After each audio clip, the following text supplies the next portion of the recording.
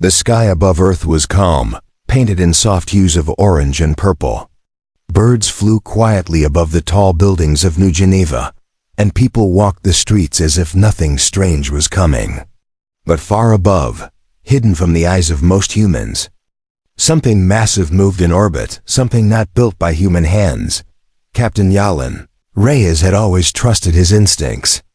Even before the alarms, before the reports, before the panic, he felt something wasn't right. Sitting in the command room of Earth Defense Base 9, he stared at the blinking screen, his eyes narrowing as the radar lines flickered. A strange object had entered orbit. No signal, no reply, just a massive silent shadow. At first, Command thought it might be a lost satellite, or some experimental tech from another nation. But when 3 more appeared, each one the size of a small city, the truth became clear. "This isn't a drill," Reyes whispered. "They're not from Earth." Elsewhere, in the quiet countryside, a 14-year-old girl named Lonnie looked up from her tablet. She had been sketching stars, dreaming about space travel, like always. But tonight, the stars were moving in ways they shouldn't. She saw strange lights blinking in slow rhythm across the sky. Her dog barked twice, then stopped, tail stiff. The world held its breath. Within hours, cities around the world lost communication. Power grids blinked off and on. Airplanes landed in emergency zones. No one could explain what was happening, and the silence from the invaders only made it worse. Then, they attacked. No warning, no message, no declaration. Lasers rained down from the sky like deadly fire. Buildings exploded into clouds of dust. People ran, screamed, and vanished under bright flashes of energy. The Earth's defense systems responded quickly, but they were old, slow, and completely unprepared. The alien ships hovered above like silent gods, choosing what to destroy and what to leave untouched. In the heart of the chaos, Captain Reyes led a desperate counterattack. He flew one of Earth's most advanced fighter jets, trying to get close enough to one of the alien crafts to scan it. But the closer he got, the more wrong everything felt. The alien ship didn't even react to his presence until it did. A blinding blue light shot out from the center of the enemy vessel. Reyes's jet spiraled out of control, but he managed to eject just in time. He landed hard in a ruined city street, coughing through smoke and dust. As he limped forward, Reyes saw something that made him freeze. Among the rubble stood a tall figure, not human, silver-skinned, with glowing eyes and strange armor that shimmered like liquid metal. But the alien didn't attack. It just stared at him, as if confused. As if curious. Reyes raised his gun. The alien raised its hand slowly, not to shoot, but to show peace. Before he could react, another beam hit nearby, and the shockwave knocked them both down. Meanwhile, across the globe, similar moments happen. Alien ground troops landing, not always attacking, but standing still, scanning, watching. Some fired, some didn't. It made no sense. World leaders panicked. People screamed about invasion. News broadcasts tried to explain, but no one knew the truth. Why did they come? Why were some peaceful and others violent? In a secret bunker beneath the Pacific Ocean, a group of scientists studied the alien tech from a downed drone. What they discovered made their blood run cold. "These aren't just ships," one whispered. "They're searching for something. Or someone." But what? Back in the city, Reyes watched as the alien figure stood again. A wound bled glowing blue from its side. It looked at him, not with hate but with something like fear. And in that moment, Reyes realized something. This wasn't a war started by humans. It was a war we didn't understand, and maybe, just maybe, not all the enemies wanted it. The unexpected war had begun, but the truth behind it was still hidden. Ruins of the city were quiet now. Smoke drifted in the air, and the sound of distant screams had faded into silence. Captain Reyes sat behind a fallen concrete wall, holding his side where a piece of metal had cut through his armor. Blood-soaked. His uniform, but he ignored the pain. His eyes were fixed on the alien in front of him, thought it was still alive. The alien knelt in the street, holding its glowing side, chest rising and falling with effort. Its eyes large and shining watched Reyes like a scared animal, not a soldier. Not a monster, just afraid. Reyes slowly put down his gun. The alien didn't move. He raised his hands to show he meant no harm. "I don't want to fight," he said quietly. "Do you understand me?" The alien blinked once. Then, to Reyes's shock, it spoke. "Peace." The voice was soft, broken, almost like a whisper through a radio. "Not war." Reyes's heart pounded. "Then why are your people destroying our cities?" The alien lowered its head as if ashamed. "Not all of us. Some follow wrong path. Others want truth." Before Reyes could ask more, the ground rumbled. Another alien ship passed low above them, its engines shaking the broken buildings. The wounded alien looked up, then quickly stood. "Hide," it said, voice full of fear. "They search." Reyes didn't argue.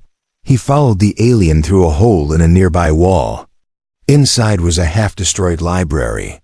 Books lay scattered, and part of the roof had fallen in. But it was safe for now. As they caught their breath, Reyes noticed something odd. The alien had a small device in its hand, shaped like a glass stone. It pulsed with light every few seconds. "What is that?" he asked. The alien looked down. "Key to stop war." Reyes's eyes narrowed. "Stop the war? What are you talking about?" The alien sat against the wall, breathing hard. "This war was not supposed to happen. We came to find something. Something old, hidden on your planet. But our leaders changed. They lied, said humans were dangerous. That you would destroy us first." Reyes listened carefully. "And you believed them?" The alien looked him in the eyes. "I did. Until I met you." Far across the planet, in underground bases and secret bunkers, humans were preparing to fight back harder. New weapons were being rushed to soldiers. Satellites tracked every alien ship. Leaders gave orders. No mercy, some said. Protect Earth at any cost. They didn't know the full truth.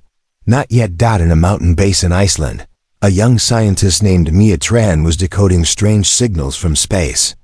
She had studied alien languages for years, always hoping they would come in. Peace. Now she found something strange. "This isn't an attack code," she whispered to her team. "It's a warning. It says, danger, lost object. Must not fall into wrong hands." "What object?" her team asked. Mia shook her head. "I don't know, but I think Earth has it. And they want it back." Back in the ruined city, Reyes and the alien were still talking. The alien finally gave its name, something that sounded like Tivan. It was a scout sent to find the object before others could. "What is this object?" Reyes asked. Tivan held the glowing stone closer. "A part of ancient power. Long ago, it was split into many pieces and scattered across stars. One landed here." Reyes felt his skin go cold. "And if the wrong aliens find it?" Tivan's voice was firm.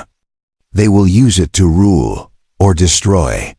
Suddenly, a loud sound echoed outside. Alien boots. A search party. Tivan stood quickly. "They come." Reyes picked up his gun again. He looked at the alien beside him, not as an enemy, but as someone who had chosen a different path. "Then let's not let them find us." The war had begun with fire. But now, in the quiet between battles, something else was growing. An alliance, a secret one, and maybe, just maybe, it could change everything. Captain Reyes moved quietly through the wreckage, keeping his body low. Behind him, Tivan followed carefully, his alien feet making little sound on the cracked pavement.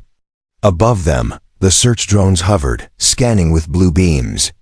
One wrong move, and they would be caught. They had already escaped 2 patrols, but Reyes knew their luck wouldn't last forever. "We need to find shelter," he whispered. Teven nodded. Old train station, underground, close. Together, they made their way through narrow alleys and burned out shops until they reached a broken staircase leading down. The station had once been full of people and life. Now it was dark, cold, and filled with shadows. But it was safe for now. Inside, Reyes lit a small flame using his emergency kit. Teven sat across from him, pulling out the glowing crystal again. It pulsed gently, like a heartbeat. "What does it do?" Reyes asked. Teven stared at it. "It listens." "Listens to what?" "To the other pieces."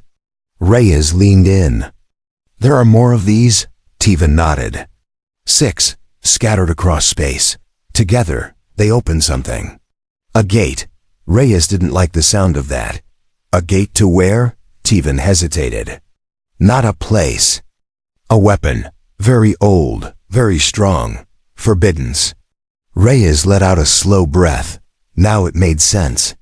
The invasion wasn't about Earth. It wasn't about humans. It was about that ancient power hidden somewhere on this planet.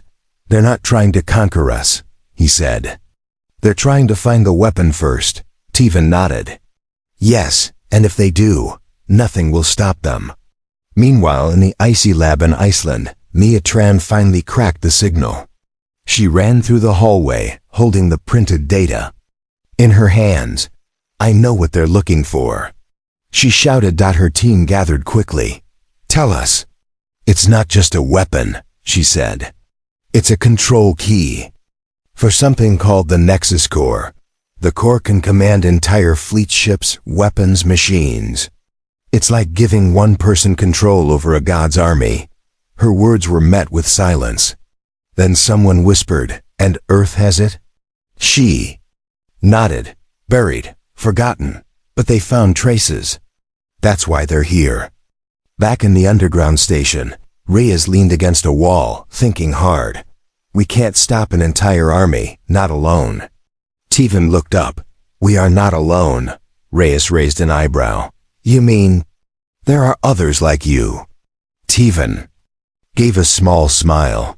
"Yes, others who believe this war is wrong. Fighters, hidden, waiting." Reyes's mind raced. If he could reach the resistance, alien or human, they might have a chance. But first, they had to leave the city without being spotted. Suddenly, there was a sound. Not footsteps, not drones. Something different. From the shadows, a soft light began to glow. Reyes aimed his weapon, but what stepped forward wasn't a soldier. It was a child, a human girl, no older than 10. Her face dirty, her clothes torn. Behind her, 2 more children and an older woman appeared. "Survivors. We saw your light," the woman said. "We didn't know if it was safe." Reyes lowered his weapon slowly. "You're safe now." He looked at Teven. The aliens stared at the humans, surprised. "They're afraid," Reyes whispered. "And we can't leave them behind." Teven said nothing. But he didn't disagree. That night, they all slept in shifts. Reyes couldn't stop thinking. The war was spreading. The enemy was strong. The key was hidden. And now, he had people to protect. He looked at the small girl sleeping near the wall, hugging her knees. Then at Teven, who kept watch near the stairs, his eyes sharp and glowing. 2 different worlds. But for the first time in days, Reyes had hope. Somewhere out there, others were fighting for the same truth. And maybe, just maybe, the real war was only beginning. The morning light barely touched the broken streets above. The city was silent, like a graveyard. Captain Reyes stood near the train station entrance, watching the sky. The enemy ships still floated high above, unmoving. No sounds came from them, just cold, silent pressure. Behind him, the survivors were waking up. The little girl, Lyra, rubbed her eyes and smiled weakly at Reyes. The old woman coughed, holding her side. They were tired, hungry, and scared. Reyes turned to Teven. We can't stay here. If the drones find us, we're dead. Teven. Agreed. I sent signal to others, friends, resistance. They come. How long? Maybe 1 day. Rias cursed under his breath. We don't have a day. He pointed at the survivors. They need food, water, medicine. Teven nodded. Nearby, military outpost. Broken, but supplies still inside. Reyes checked his gear. All right, we'll go together. Quick in, quick out. They left the station quietly, moving through side streets and fallen buildings. The outpost was 10 blocks away, once a proud fortress of steel and tech. Now it was half collapsed and covered in ash. Inside, the air was thick with dust. Reyes moved fast, collecting food packs, water tablets, and bandages. Teven stood near the door, scanning for danger. Suddenly, a sharp sound echoed metal on stone. Reyes froze. Teven raised his weapon. From the corner of the ruined hallway, a group of alien soldiers appeared, but they were different. Their armor was marked with red, not black. Their weapons were not raised. One of them stepped forward and removed her helmet. Reyes stared. She looked like Teven, silver-skinned, glowing eyes, but older, and her expression was calm. You are the human? She asked. Reyes nodded slowly. Yeah, and you? She gave a short bow. Commander Vera, I lead the Free Division. Teven stepped beside Reyes. She is one of us. Trust her. Reyes lowered his weapon. You're part of the resistance? Yes, she said. We fight to stop the Nexus Core from being found. We never wanted war. Reyes looked confused. Why did your leaders lie? Why start all this? Vera's face hardened. Because the Council is afraid. Afraid humans will discover the core first. Afraid you might use it. Reyes shook his head. We didn't even know it existed. Vera stared at him. And that's exactly why you're dangerous. She handed Reyes a small data chip. Inside is the location. The core is under your planet in an ancient ruin, deep beneath the Andes Mountains. Reyes's eyes widened. It's real? Yes, she said. And if the enemy finds it first, your world will not survive. Teven stepped forward. We must go now. The others wait. Reyes looked at the supplies, then at Vera. I have civilians. I can't take them into a war zone. We will protect them, Vera promised. You are not alone anymore. They returned to the train station in silence. The survivors were surprised to see more alien, but Vera's team brought food and medicine. And soon fear turned into quiet trust. That night, Reyes sat with Lyra, who held a warm food pack in her hands. Are we going to die? She asked. Softly. Reyes looked at the stars above the broken roof. Not today, he said. Today we fight back. The unexpected war had become something else now. Not just a battle for survival, but a race against time, and the fate of both worlds rested on who found the core first. The cold wind howled across the snowy Andes. A large transport aircraft, old but sturdy, cut through the sky just above the mountains. Inside, Captain Reyes sat quietly, checking his weapon one last time. Beside him sat Teven and Commander Vera, their alien armor glowing softly in the dim light. Behind them, the survivors huddled close, wrapped in blankets. The children slept. The old woman whispered prayers. Vera's resistance team stood ready, watching the windows for any sign of enemy ships. This is the place, Teven said, pointing to the screen. Deep below a frozen cliff, an ancient ruin lay hidden, a lost temple buried under ice, older than human history. The Nexus Core was there, and the enemy knew it. How many guards do you think? Reyes asked. Vera answered. Too many. They've already started digging. We must be fast. The plane landed rough, skidding across the ice. Everyone moved quickly, heading for a cave entrance that led deep underground. The walls inside were lined with old markings, strange symbols glowing faintly. Reyes ran his hand across the stone. This doesn't look human. Tevan nodded. It's not. This was built by the makers, long before your people walked upright. As they moved deeper into the ruins, the air grew warmer, filled with low hums and soft blue lights. Energy flowed through the walls like blood in ancient veins. Suddenly, one of Vera's scouts raised a hand. Stop, voices echoed ahead. Alien soldiers. Dozens. We don't have the numbers, Reyes whispered. We need a plan. Tevan pointed to a tunnel on the side. We go around, quiet path. Leads to core chamber. Vera nodded. Take a small team, I'll distract them. Reyes looked at her. That's suicide, she smiled. It's war. Without another word, she turned and led half the team forward, directly into danger.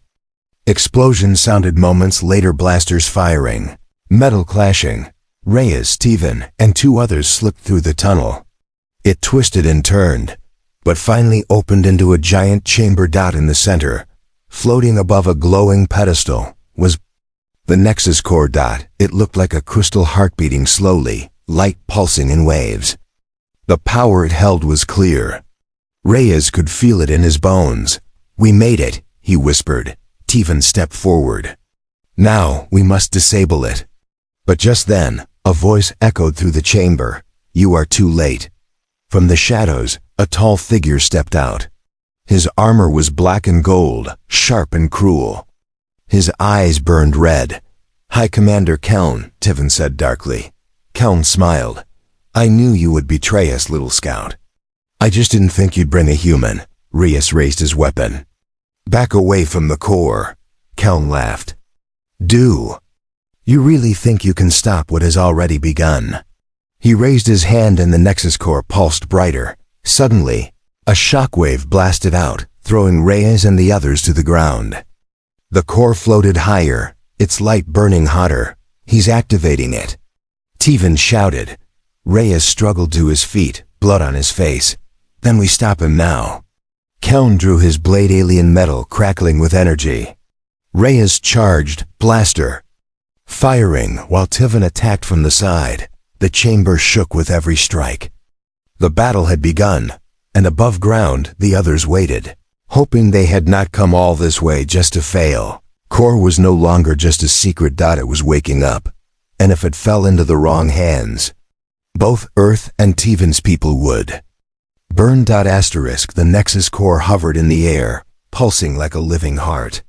Its glow filled the ancient chamber with waves of blue light, casting shadows that danced across the stone walls. Captain Reyes wiped the blood from his forehead and raised his weapon again. Commander Keln stood at the center, his black and gold armor crackling with power. Energy flowed from the core, straight into him. His body shimmered, his eyes burned brighter, and his voice echoed like thunder. You humans always fight too late, he growled. You had your chance, Reyes fired.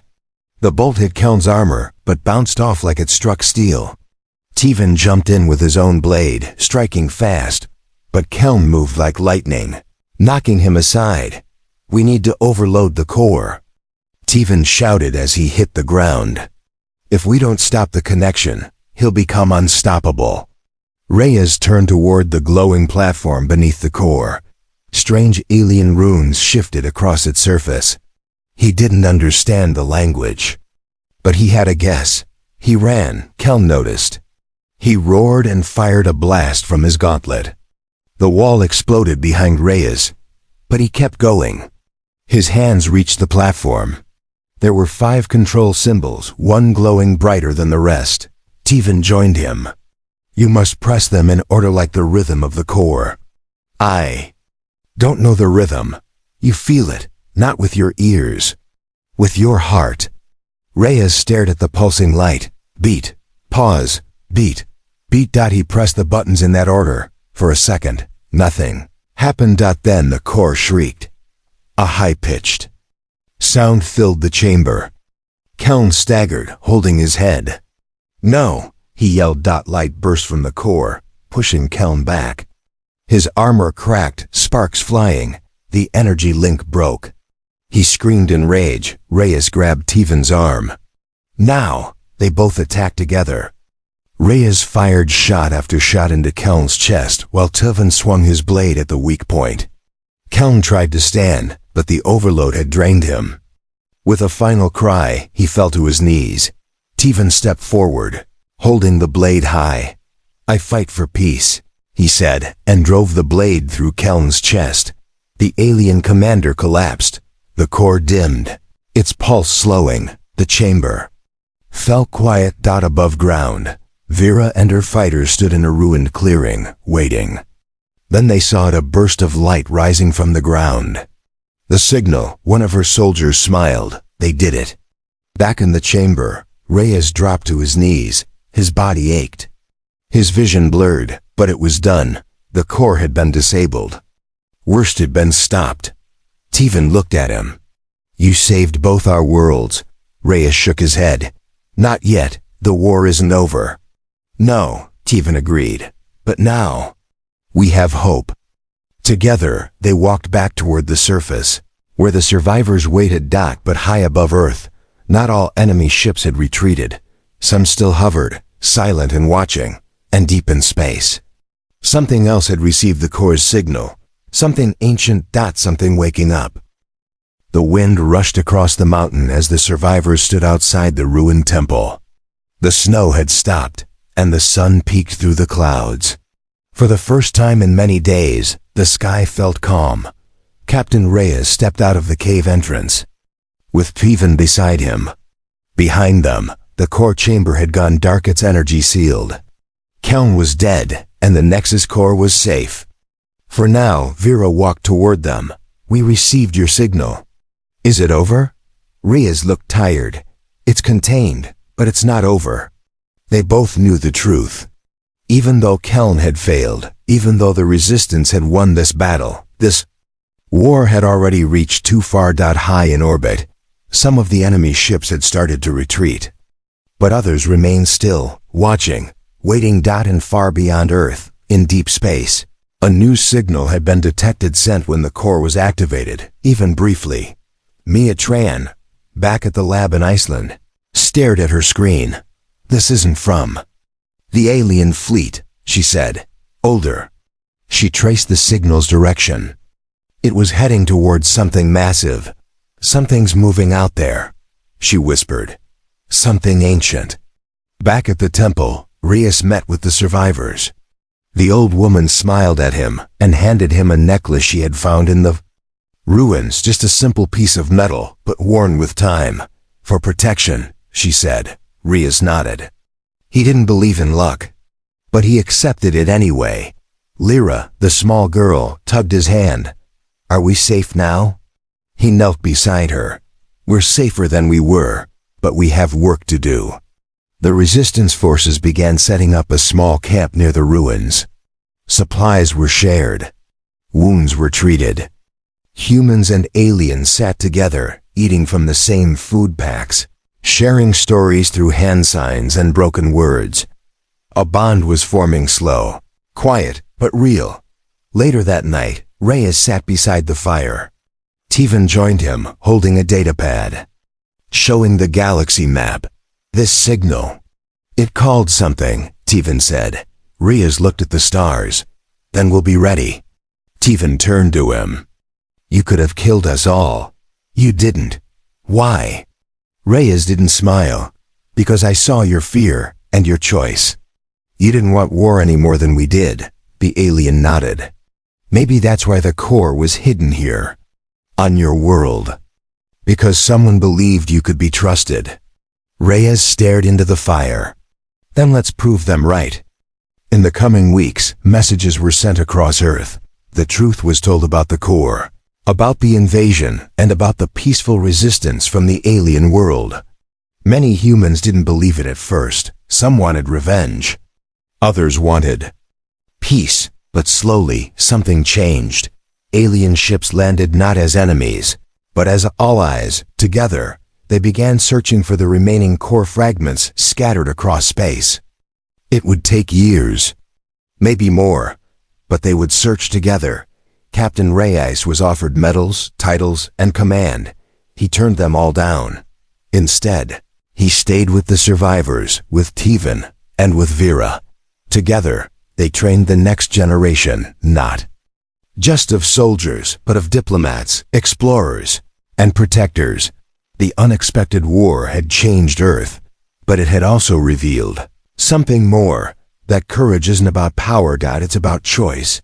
And when the time came, a human made the right one. In a galaxy full of fear and fire.